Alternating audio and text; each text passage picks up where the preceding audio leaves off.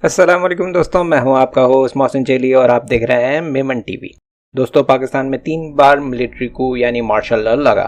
General Ayub Khan 1958، general Zia الحق نے 1977 اور general Pervez Musharraf نے 1999 میں مارشل لا لگایا اور کئی سال پاکستان ملٹری کو کے زیر اثر رہا۔ آخری بار جنرل پرویز مشرف نے نواز شریف کا دھڑن تختہ کر کے ملک میں مارشل لا نافذ کیا اور تقریباً 10 سال ملک پر حکومت کی۔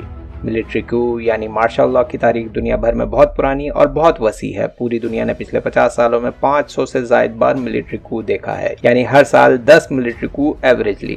اب یہاں یہ سوال پیدا ہوتا ہے کہ یہ کو ہوتا کتنی قسم کا ہے اور لگتا کیسے ہے؟ میمن ٹی وی پہ نئے آنے والے ناظرین سے گزارش ہے کہ سبسکرائب کے بٹن کو 1 انگلی کرنے کے بعد بیل کے آئیکن کو بھی 1 انگلی کر دیں، اور اگر لائک اور شیئر کے بٹن کو بھی 1 انگلی کریں گے تو یقین کریں اس پر بھی آپ کا کوئی خرچہ نہیں ہوگا۔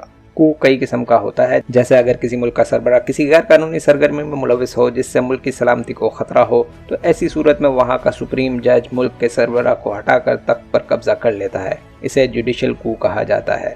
ایک ہوتا ہے سیلف کو، جس میں کوئی شخص یا پارٹی تخت پر قبضہ کر کے ملک کے الیکشن سسٹم، جوڈیشل سسٹم اور ملٹری سسٹم کو اس طرح ماڈیفائی کرے کہ کوئی اور شخص الیکشن جیت ہی نہ سکے اور کئی سال تک تخت پر قبضہ جما کر بیٹھا رہے۔ ایسا اسرائیل، چائنا، روس اور نارتھ کوریا میں دیکھا جا سکتا ہے۔ اگر کسی ملک پر دہشت گرد قبضہ کر کے وہاں کا کنٹرول سنبھال لیں تو اسے ٹیررسٹ کو کہا جاتا ہے۔ ویسٹرن میڈیا طالبان کے افغانستان پر قبضے کو ٹیررسٹ کو کہتے ہیں۔ اسی طرح اگر کسی ملک کی پوری آرمی یا آرمی کی کوئی کمپنی اتنی طاقتور ہو جائے کہ وہ ملک کو اپنے حساب سے چلانے کی کوشش کرے اور ملک پر قبضہ کر لے تو اسے ملٹری کو کہا جاتا ہے۔ کئی ممالک ایسے ہیں جن میں کئی بار ملٹری کو ہوا اور وہاں کے لوگوں کو کوئی فرق نہیں پڑتا کہ آج کل کس کی حکومت ہے، جیسے تھائی لینڈ، میانمار، افریقہ کے متعدد ممالک اور پاکستان۔ یہ کو لگتا کیسے ہے؟ آخر کیسے ملک کے تمام بڑے اسٹیک ہولڈرز کو مانتے ہیں اور کوئی کو کے خلاف آواز نہیں اٹھاتا، چاہے جج ہوں، صحافی ہوں، ملٹری ونگز ہوں، سیاستدان ہوں یا پھر عوام؟ آج کی اس ویڈیو میں ہم اسی بارے میں آپ سے بات کریں گے، کیسے یہ کو لگائے جاتے ہیں اور کوئی بھی اس کے مخالفت پر کھڑا نہیں ہوتا۔ سب سے پہلے ٹارگٹ فکسنگ کی جاتی ہے۔ اس ملک کے اسٹیک ہولڈرز کی لسٹ بنائی جاتی ہے جو کہ ملک چلاتے ہیں، جیسے سیاستدان، ملٹری جنرل، بیوروکریٹس، ججز، صحافی اور مذہبی پیشوا۔ پھر اس لسٹ کو 3 حصوں میں بانٹا جاتا ہے۔ ایک ہوتے ہیں حامی یعنی ایلائز، ایک ہوتے ہیں مخالف یعنی اینیمیز، ایک ہوتے ہیں نیوٹرلز یعنی جنہیں کوئی فرق نہیں پڑتا، حکومت کسی کی بھی ہو۔ یہ عموماً مفاد پرست ٹولے پر مبنی ہوتا ہے۔ پھر جتنے حامی ہوتے ہیں انہیں ساتھ ملا لیا جاتا ہے، جو مخالفین ہوتے ہیں انہیں ٹھکانے لگایا جاتا ہے، جیسے اگر کوئی جنرل مخالف ہو تو اسے دوسرے ملک لڑائی پر بھیج دیا جاتا ہے، کوئی بیوروکریٹ مخالف ہو تو اسے کسی دوسرے ملک سفیر بنا کر بھیج دیا جاتا ہے۔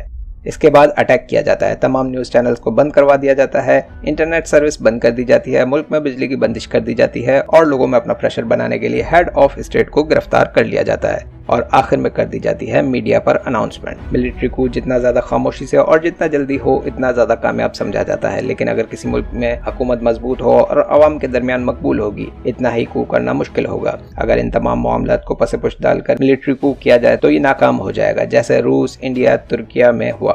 جی ہاں، کچھ مہینوں پہلے رشیا کی پوری آرمی یوکرین کے خلاف جنگ میں تھی۔ اس وقت رشین آرمی کے ونگر گروپ کے چیف فریگوزن نے سوچا کیوں نہ موقع کا فائدہ اٹھایا جائے اور ملٹری کو کر کے پیوٹن کا دھڑن تختہ کر دیا جائے، جس کے بعد انہوں نے رشیا پر ہی حملہ کر دیا۔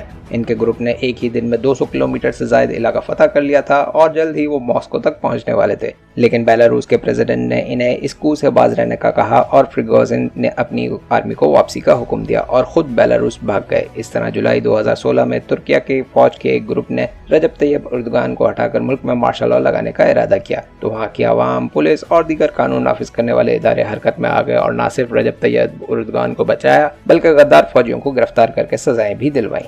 3 اپریل 2012 کو انڈیا کے مشہور و معروف اخبار دی انڈین ایکسپریس میں یہ ہیڈ لائن چھپی: The January night Raisina Hill was spooked. 2 key army units moved toward Delhi without notifying government. Us report میں بتایا گیا کہ 15 جنوری 2012 کو دہلی میں آرمی ڈے سیلیبریٹ کیا گیا تھا اور اس کے اگلے ہی دن یعنی 16 اور 17 جنوری کی درمیانی شب ہریانہ سے انڈین آرمی کی 33ویں آرمڈ ڈویژن کی میکنائز یونٹ دہلی کی طرف بڑھنا شروع ہو جاتی ہے، اور وہ بھی اپنے تمام ٹینکس اور بختر بند گاڑیوں کے ساتھ، اور وہ بھی بنا حکومت کو بتائے۔ اسی طرح اسی رات کو آگرہ سے انڈین آرمی کا 50 پیرا بریگیڈ نکلتا ہے اور یہ بھی دہلی کی طرف بڑھتا ہے، और वो भी हुकूमत को बताए बिना। जब ये खबर सेंट्रल गवर्नमेंट को पता चलती है तो उस वक्त के इंडियन वजीर आजम मनमोहन सिंह आधी रात को मेन रोड्स को ब्लॉक करवाने का ऑर्डर देते हैं, जिससे इन यूनिट्स को रुकना पड़ जाता है। फिर इन यूनिट्स को वापसी का ऑर्डर दे दिया जाता है। दरअसल बात यह है कि उस वक्त के Indian army chief VK. Singh का एक केस था जो सुप्रीम कोर्ट में चल रहा था। केस ये था कि इनकी डेट ऑफ बर्थ 10 मई 1951 थी और इंडियन गवर्नमेंट के रिकॉर्ड में लिखी हुई थी 10 मई 1950। इसलिए Indian army chief VK. Singh ने हुकूमत पर केस कर दिया था और कभी इम्कान था कि ये केस वी.के. सिंह ही हारेंगे, जो बाद में वो हार भी गए। इसलिए उन्होंने मिलिट्री कू अटेम्प्ट किया था, जो कि वहाँ के इंटेलिजेंस इदारों ने नाकाम बना दिया। यहाँ मैं ये बात आपको बताना ज़रूरी समझता हूँ कि ये मालूमात हमें इंडियन मीडिया के थ्रू ही मिली हैं। आप गूगल पर जाके सर्च कर सकते हैं। तो ये थी हमारी आज की वीडियो। अगर आप दुनिया के बेहतरीन अजूबे ग्रेट वॉल ऑफ चाइना के बारे में मालूमात से भरपूर वीडियो देखना चाहते हैं तो हमारे साथ बंधे रहिए, क्योंकि हमारी अगली video great wall of China पर ही है। वीडियो को आखिर तक देखने का शुक्रिया। हम उम्मीद करते हैं कि आपने लाइक, शेयर, सब्सक्राइब और बेल के आइकन को एक एक उंगली कर दी होगी।